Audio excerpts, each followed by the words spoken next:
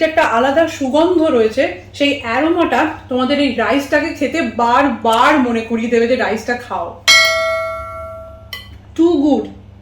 আমি আরেকবার না খেয়ে থাকতে পারছি না। ইয়ামি।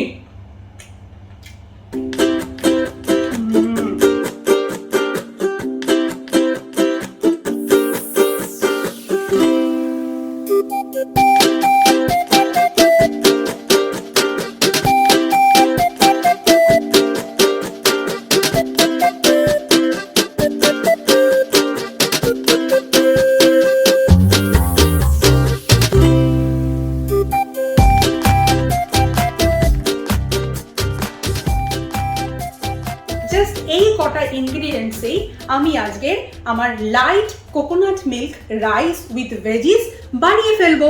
তাহলে আর দেরি না করে চলো রান্নাটা শুরু করি। Hello everyone, welcome to my channel passion is energy by কোয়েল।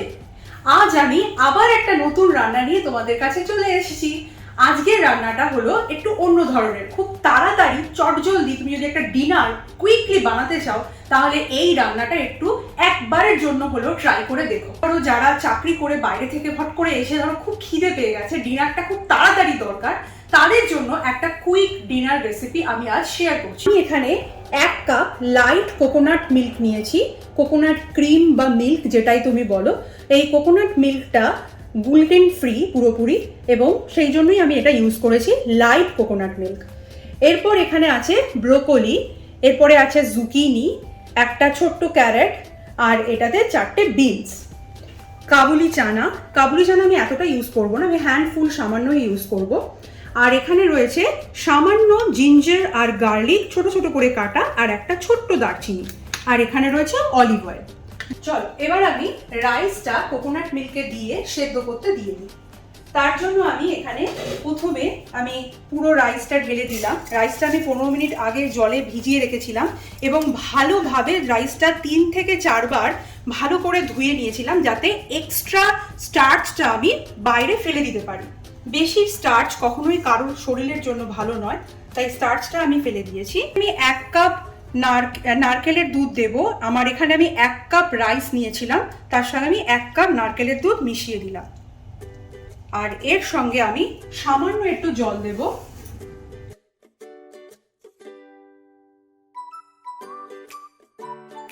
এরপর এই নারকেলের দুধ আর রাইসটা একটু মিশিয়ে আমি এইটুখানি সিনামনটা এর মধ্যে গ্রেট করে দিয়ে দিচ্ছি। কোকোনাট মিল্ক যখন আমরা ইউজ করব তখন একটা জিনিস আমাদের জানা প্রয়োজন, 1 কাপ কোকোনাট ক্রিমে মাত্র 4 গ্রাম মাত্র ফ্যাট রয়েছে। সেই তুলনায় আমরা যদি একটা 1 কাপ ফ্রেশ ক্রিম কোনো রান্নায় ইউজ করি, সেটা ডেয়ারি যে দুধের যে ফ্রেশ ক্রিম, সেই ফ্রেশ ক্রিমে 43 গ্রাম ফ্যাট থাকে। সুতরাং তোমরা বুঝতেই পারছো এখানে যে আমরা কোকোনাট ক্রিমটা আমরা বিভিন্ন ডিশে ওপর থেকে যে ক্রিম ছড়ায় বা আমরা যে ক্রিম ইউজ করি বিভিন্ন ডিশে, সেখানে আমরা অনায়াসেই কোকোনাট ক্রিমটা ইউজ করতে পারি এবং সেটা খুব হেলদি ডিশ হবে যদি আমরা এই কোকোনাট ক্রিমটা ইউজ করি। যতক্ষণ এই রাইসটা নারকেলের দুধের মধ্যে ফুটে সেদ্ধ হচ্ছে ততক্ষণ আমি আমার সবজিগুলো ভালো করে কেটে নিই ছোট ছোট করে।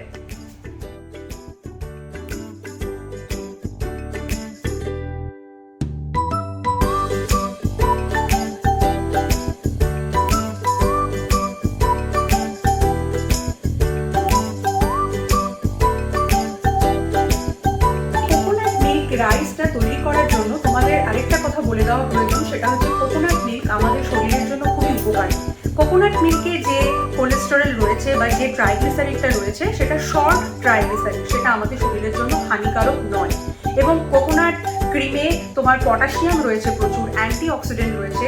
পটাশিয়াম আমাদের হাই প্রেশারকে কমাতে সাহায্য করছে, এবং এই কোকোনাট ক্রিম বেশি খেলে আমাদের শরীরে সেরকম কোনো প্রভাব পড়বে না, কেননা কোকোনাট ক্রিম আমাদের শরীরের ভেতরে লেস অ্যাপিটাইট তৈরি করে এনার্জি বুস্ট করছে। এটা সতে করার জন্য আমি 1 টিস্পুন অলিভ অয়েল দিলাম।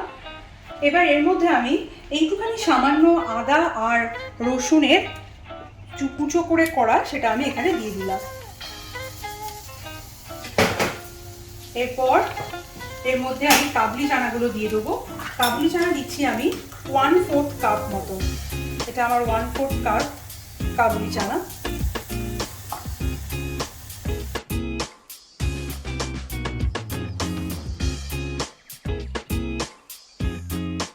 এরপর একে একে আমি সবজিগুলো দিয়ে দিচ্ছি, কেননা এগুলো কোনোটাই খুব একটা বেশি টাইম লাগবে না। সবজিগুলো আমি ছোট ছোট করেই কাটার চেষ্টা করেছি।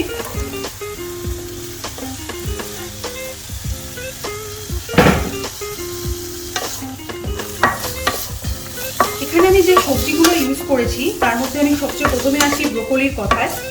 ব্রোকলি কিন্তু প্রচণ্ড পরিমাণে ভিটামিন সি সমৃদ্ধ একটা সবজি, যেটা আমাদের শরীরের জন্য খুবই উপকারী। আর গাজরের কথা তো সবাই তোমরা জানো, গাজর খাওয়া খুবই ভালো। ভিটামিন এ রয়েছে, সি রয়েছে, ভিটামিন বি রয়েছে। তো গাজরও আমাদের চোখের জন্য খুব ভালো। এবং এই সবজিগুলো যখন আমি করব তখন অবশ্যই আমি এগুলো ঢেকে নেবো, নয়তো সবজির যে ভিটামিনগুলো সেগুলো উবে যাওয়ার সম্ভাবনা থাকে বা উবেই যায়। তাই জন্য আমি ঢেকেই রান্নাটা করব এবং কম আঁচে জিনিসটা আমি করব। এই দেখো বন্ধুরা, আমার রাইসগুলো কিন্তু ভালোই ফ্লাফি হয়েছে। আমি একটা কাঁটা চামচ দিয়ে হালকা করে তোমাদের দেখাচ্ছি।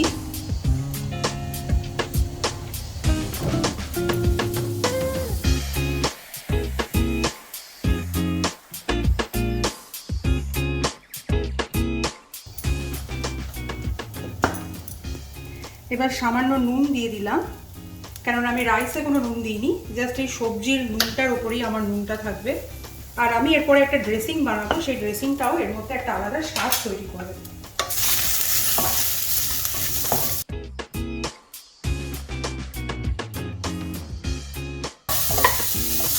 এবার আমি কিছুটা জল এর মধ্যে দেবো, যাতে সবজিটা তাড়াতাড়ি সেদ্ধ হয়ে যায়।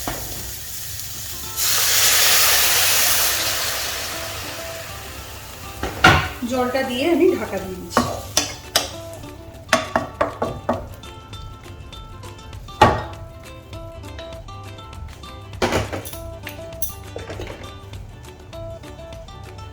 এই 1/2 টেবিল স্পুন আমি গ্রানুলেটেড সুগার নিলাম।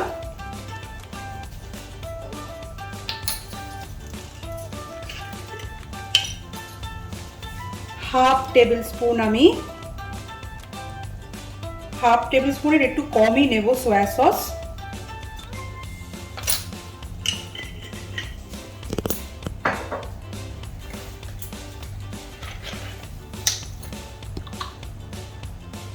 হাফ টেবিল স্পুন মতো নিলাম ভিনিগার।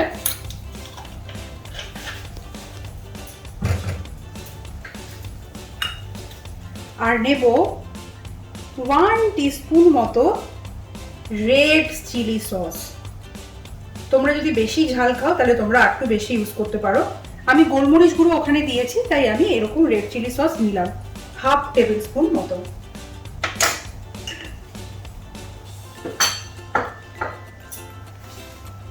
এবার এই চিনিটা যতক্ষণ না ডিজলভ হবে ততক্ষণ, চিনিটা তো আমার এমনিতে গ্র্যানুলেটেড সুগার, এটা গলেই যাবে তাড়াতাড়ি। তারপরও আমি জিনিসটাকে ভালো করে নাড়িয়ে নিচ্ছি। করা হয়ে গেছে, দেখো পুরোটাই জলটা শুকিয়ে গেছে। এবার আমি সার্ভ করব সার্ভিং ডিশে।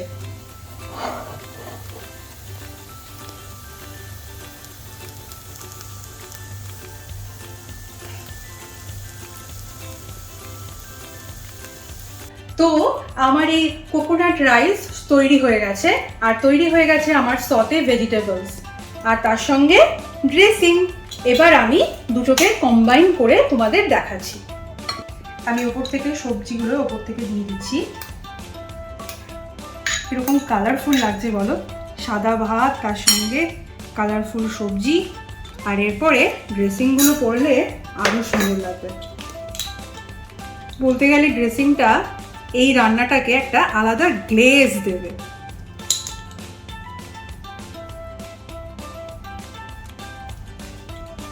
আর উপর থেকে আমি কটা সাদা তিল ছড়িয়ে দিচ্ছি।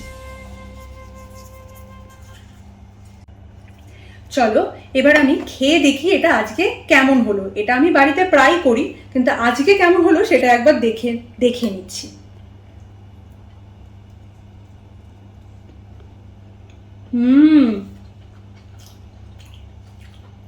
সবজিগুলো একদম পারফেক্টলি সেদ্ধ হয়েছে, আর ভাতটা থেকে যে একটা সুন্দর অ্যারোমা বেরোচ্ছে সেটা আমি বলে বোঝাতে পারবো না।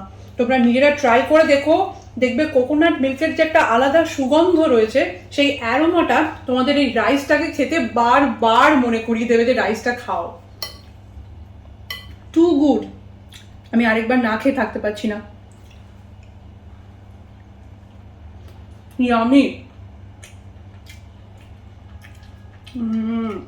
এই ডিনার মিলটায় তোমরা পেয়ে যাচ্ছ কার্বোহাইড্রেট, প্রোটিন, ফ্যাট আর মিনারেলস অ্যান্ড ভিটামিনসও পেয়ে যাচ্ছ। তো তোমরা অবশ্যই বাড়িতে এটা ট্রাই করো আর আমাকে অবশ্যই জানিও তোমাদের কেমন লাগলো।